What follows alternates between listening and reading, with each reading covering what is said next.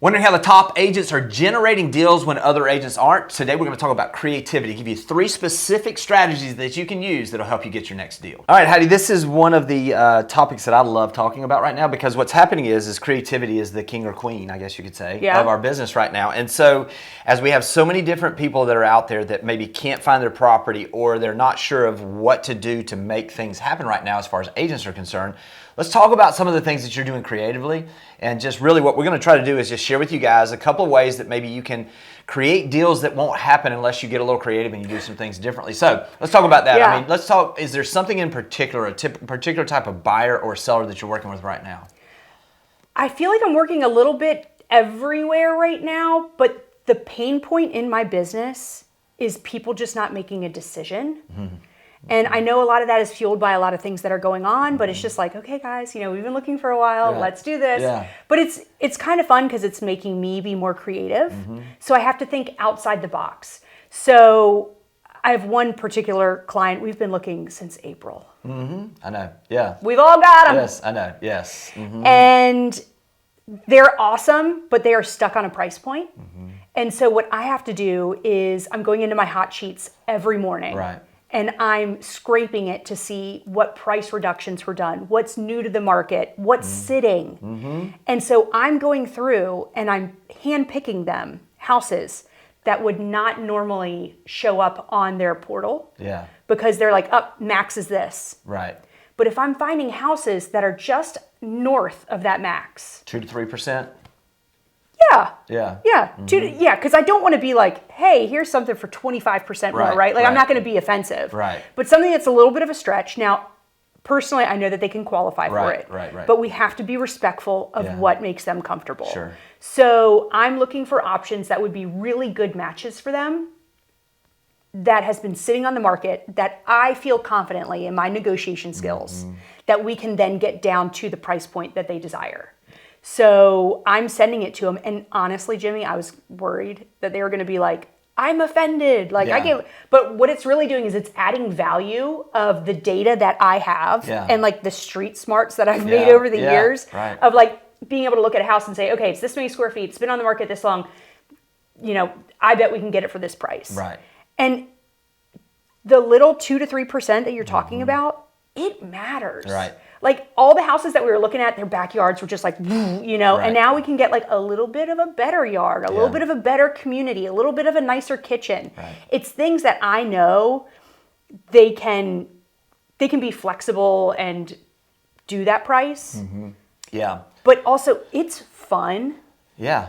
To get them a price that I'm like, I told you we could do this. Well, and see, that's the thing, I think, understanding the market. Yep. And understanding that this is not something we could have done because we would have set ourselves up for failure, for disappointment, for those things, for those buyers a few years ago is now that as the market has changed, we always talk about communicating value and doing these things. Well, this is an exact way of doing that in a way that's going to give them the opportunity to really understand what you're doing. Yep.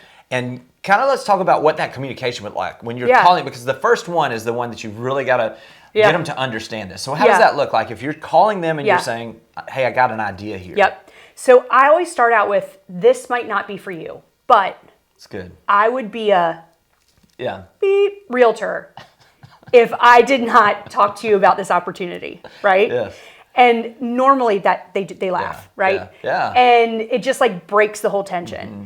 And so I'm like, okay, so here's what I'm thinking. I've been looking for you on my system and this is what I'm finding. And I've run all this analytics and this house, I'm going to text it to you right now. I want you to look at it while I'm on the phone and I want to talk about it. But before you go to your text messages, it is above your preferred price point. Because then they're not like, whoa, why are you sending me this, right? I'll be like, but I'm sending it to you and here's why.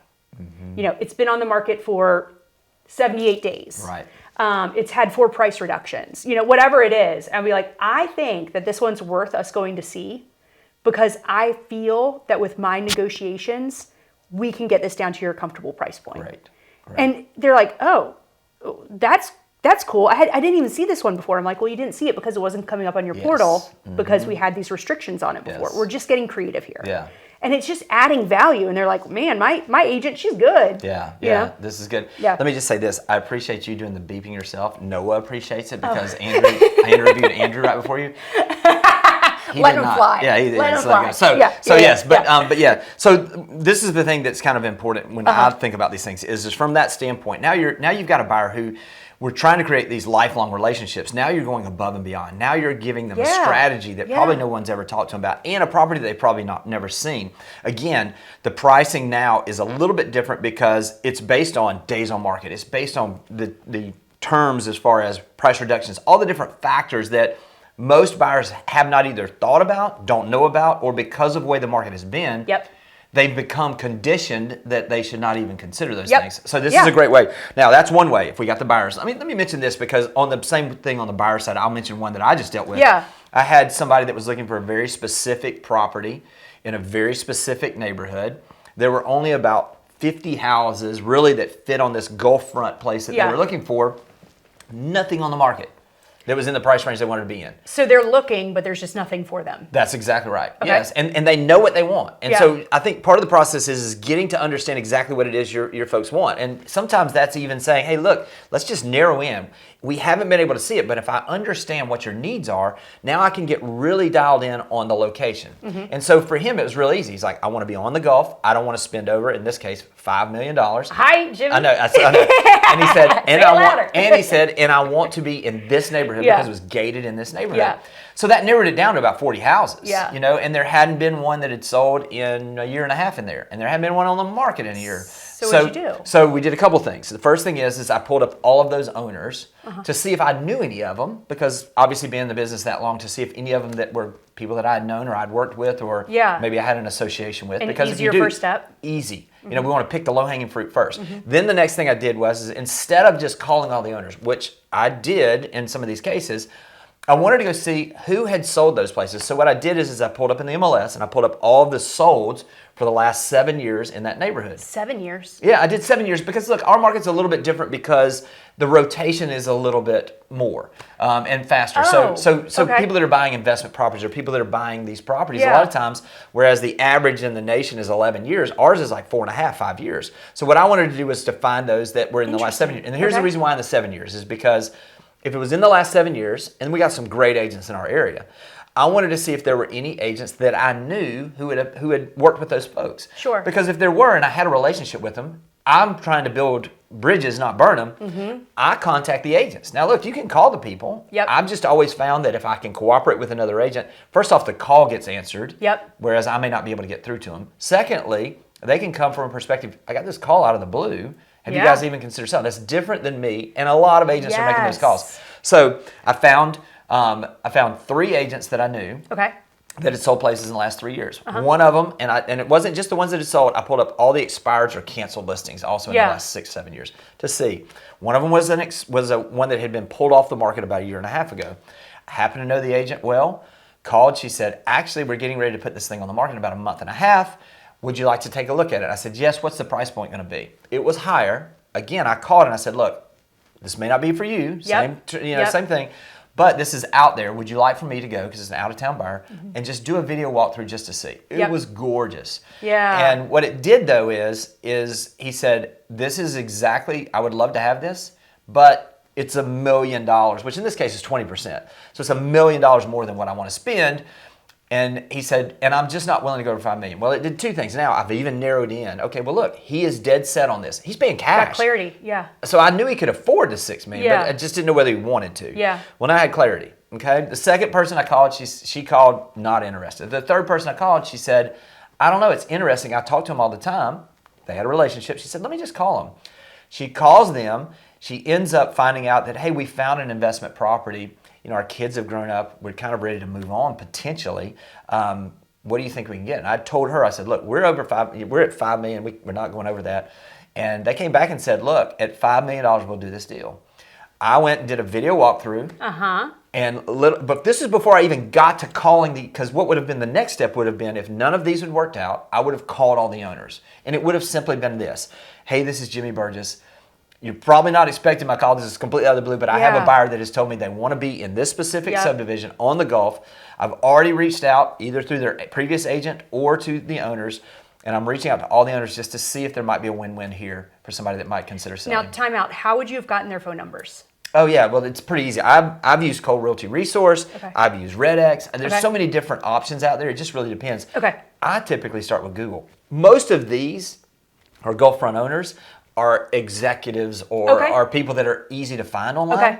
They're not always, Okay. but with this group, typically a Google Okay. search Okay. finds me their name. Okay. Their LinkedIn profile, which I can get their phone number, whatever. There's a number of different ways, just getting creative, Yeah. and if you're not sure, just literally go to ChatGPT now and just ask, and a lot of times it'll pull it up for you. So, I know it's unique, but so the key thing is again, it's the creativity. So literally, this is like from the time that he told me and we were able to narrow in. So this is what I would encourage you. Just make sure you're narrowing in on exactly what it is that your buyers want. And you can share these types of stories now with people because it gives you the ability to say, hey, listen, here's the reason why is I'm not going to wait on something to happen or for us to have it just show up and we're going to compete with all these people. I'm going to go find this place for you, the perfect place for you. And I'm going to do this and tell them what you're doing. And I've created a relationship for life. You know what I mean? Yeah. And so this is a way to get creative, to go out there, utilize the agent relationships you have, utilize the relationships you have, and just pick up the phone and make the calls. Yeah. Here's the crazy thing is, because I've done this my whole career, especially when we've had tighter markets like this, you'll be amazed at how many opportunities you will uncover for listings. Yes. And here's the other thing that's kind of crazy is the agent that had the sellers that I ended up working with, the people that I had shown the other one to were really good friends of mine, great agents.